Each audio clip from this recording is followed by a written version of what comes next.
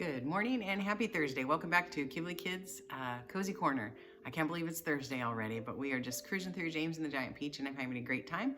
I hope you are too. So I am going to pop up out of the way so that we can do our pledge, do our motto, and get this going. There's the flag there. Salute and begin. I pledge allegiance to the flag of the United States of America and to the republic for which it stands, one nation, under God, indivisible, with liberty and justice for all.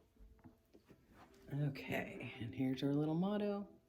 We're getting so good at this. Look at that. I don't have to place it around and around again as much. All right, here we go.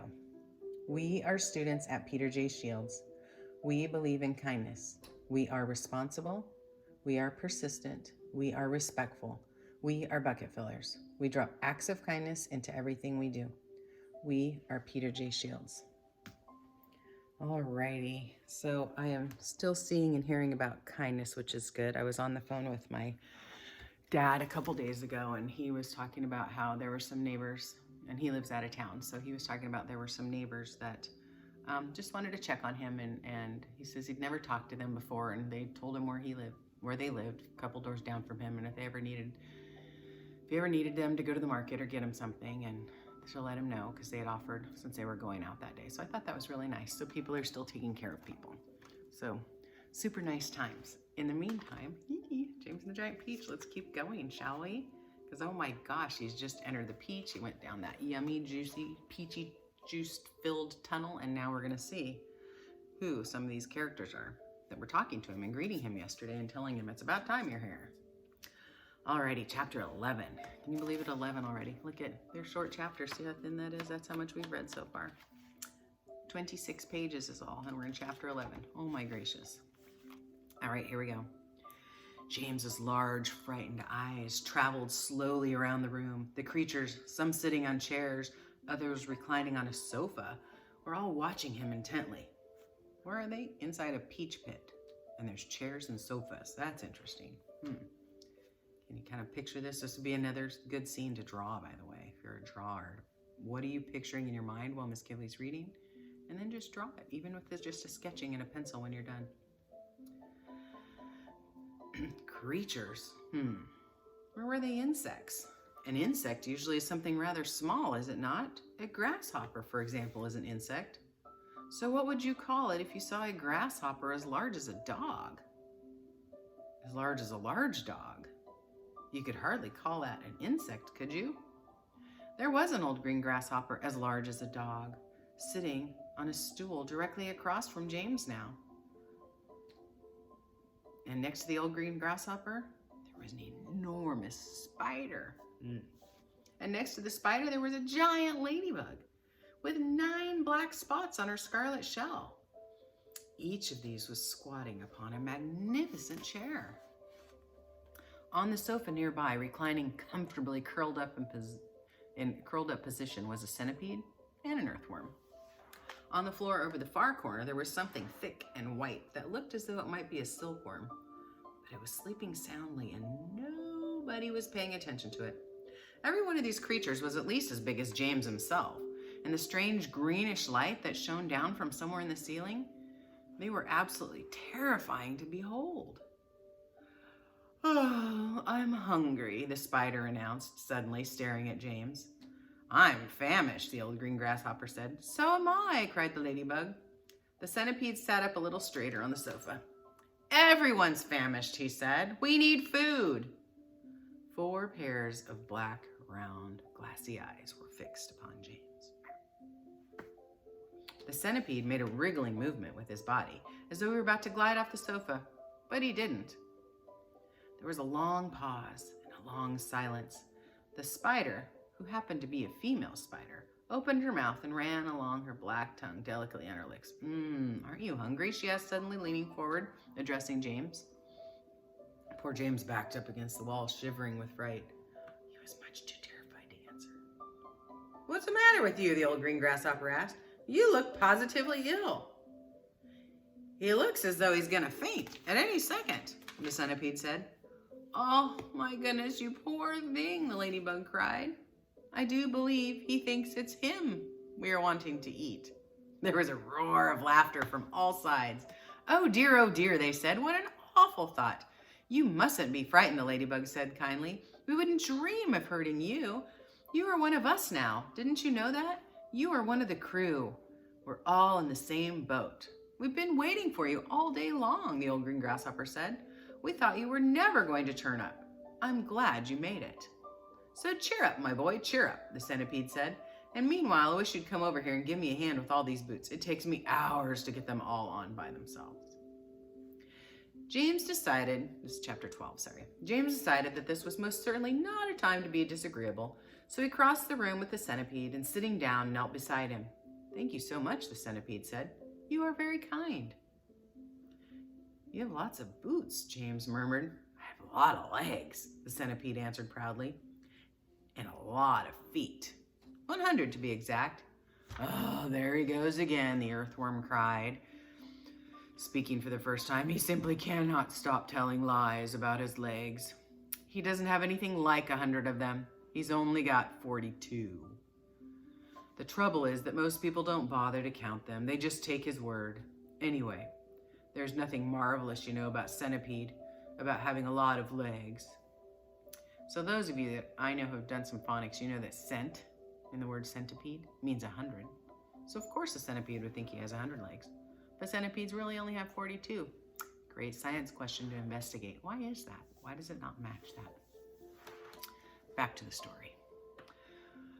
Poor fellow, the centipede said, whispering to James. He's blind. He can't see how splendid I look. In my opinion, the earthworm said, the really marvelous thing is to have no legs at all and be able to walk just the same. You call that walking, the centipede said. You're a slitherer, that's all you are. A slitherer. You just slither along. I glide, said the earthworm. You are a slimy beast, answered the centipede. I am not a slimy beast, the earthworm said. I am useful and a much-loved creature. Ask any gardener you liked. And as for you, I am a pest, the centipede said proudly. Grinning for approval. He's so proud of that, the ladybug said, smiling at James. Though for the life of me, I cannot understand why. I am the only pest in the room, cried the centipede, still grinning away, unless you count old green grasshopper over there. But he is long past it now. He is too old to be a pest anymore. The old green grasshopper turned his huge black eyes upon the centipede and gave him a withering look. Young fellow, he said, speaking in a deep, slow, and scornful voice, I have never been a pest in my entire life. I am a musician. Hear, hear, said the ladybug. James, the centipede said. Your name is James, isn't it? Yes. Well, James, have you ever in your life seen such a marvelous, colossal centipede as me? I certainly haven't, answered James. How on earth did you get like that? Very peculiar, the centipede said. Very, very peculiar indeed. Let me tell you what happened. I was messing about in the garden under an old peach tree, and suddenly the funny little green thing came wriggling past my nose. Bright green it was, and extraordinarily beautiful. And it looked like some kind of tiny stone or crystal. Oh, I know what that was, said James. It happened to me too, said the ladybug. And me, said Miss Spider. Suddenly there were little green things everywhere. The soil was full of them. I actually swallowed one, the earthworm declared proudly. So did I, said the ladybug. I swallowed 3, cried the centipede. But who's telling the story anyway? Don't interrupt me. It's too late to tell stories now, the old green grasshopper announced. It's time to go to sleep. I refuse to sleep in my boots, the centipede cried. How many more are there to come off, James? Well, I think I've done about 20 so far, James told him.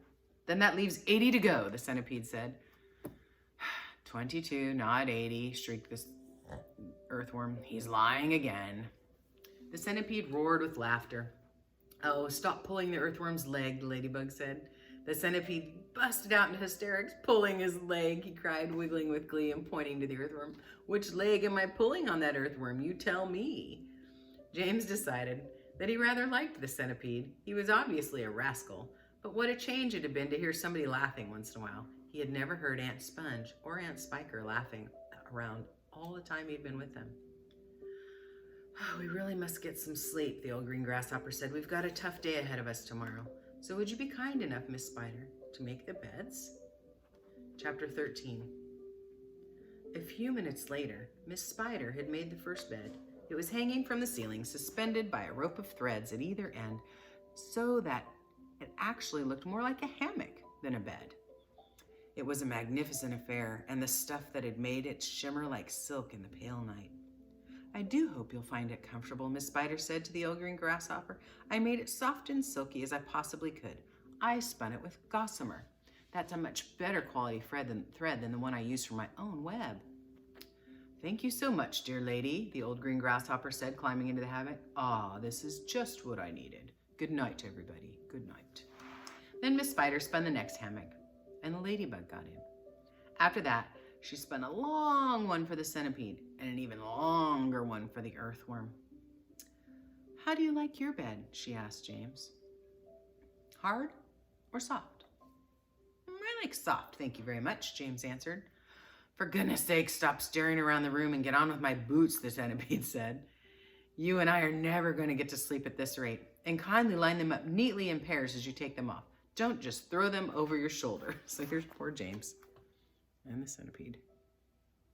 And that fancy furniture. James worked frantically on the centipede's boots. Each one had laces to be untied and loosened before it could be pulled off. And to make matters worse, all the laces were tied up in the most terrible, complicated knots that had to be unpicked with fingernails. Ugh, it was just awful. It took about 2 hours, and by the time James had pulled off the last boot of all and had lined them up in a row on the floor, 21 pairs altogether, the centipede was fast asleep. 21 pairs, little math. 21 times 2, little math. Wake up, centipede, whispered James, giving him a gentle dig in the stomach. It's time for bed. Oh, thank you, my dear child, the centipede said, opening one eye. Then he got down off the sofa, ambled across the room, and crawled into his hammock. James got into his own hammock, and oh, how soft and comfortable it was compared to the hard boards that his aunts had always made him sleep on in their home. Lights out, said Centipede drowsily. Nothing happened. Turn the light out, he called, raising his voice. James glanced around the room, wondering which of the others might be talking to, but they were all asleep. The old green grasshopper was snoring loudly through his nose. The ladybug was making whistling noises as she breathed, and the earthworm was coiled up like a spring at one end of his hammock, wheezing and blowing through his open mouth. As for Miss Spider, she had made a lovely web for herself across the corner of one room, and James could see her crouching right in the center of it, mumbling softly in her dream. I said turn the light out, shouted the centipede angrily. Are you talking to me? James asked. Of course I'm not talking to you, the centipede said. That crazy glowworm has gone to sleep with her light on. For the first time since entering the room, James glanced up at the ceiling, and there he saw the most extraordinary sight, something that looked like a gigantic fly without wings. It was at least 3 feet long, so 3 feet, a yardstick, 3 feet long. Holy cow. It had 6 legs in the middle of the ceiling, and a tail at the end of this creature seemed to be literally on fire. A brilliant greenish light, as bright as the brightest electric bulb, was shining out of its tail and lighting up the whole room. Is that a glowworm? Asked James, staring at the light. It doesn't look like a worm of any sort to me. Of course it's a glowworm, the centipede answered. At least that's what she calls herself. Although actually you are quite right. She isn't a worm at all. Glowworms are never worms. They are simply lady fireflies without wings. Wake up, you lazy beast, cried the centipede. But the glowworm didn't stir, so the centipede reached out of his hammock, picked up one of his boots from the floor, and threw it. Put out the wretched light, he shouted, hurling the boot up to the ceiling. The glowworm opened one eye, stared at the centipede. There's no need to be rude, she said coldly, all in good time. Come on, shouted the centipede, or I'll put it out for ya. Oh, hello, James, the glowworm said, looking down at James and giving a little wave and a smile. I didn't see you come in. Welcome, my dear boy, welcome. And good night. Then click, out went the light. James Henry Trotter lay there in the darkness with his eyes wide open, listening to the strange sleeping noises that the creatures were making around him and wondering what on earth was going to happen in the morning. And that's where we're leaving off today. It's right before the end of chapter 13, but I wanted to flow into chapter 14 nicely. So tomorrow's Friday. Oh my gosh, Cliffhanger Friday. Let's see if I can do it. Anyway, have a great day. Think of kind things to do and be safe and take care. And I will see you guys tomorrow. Bye.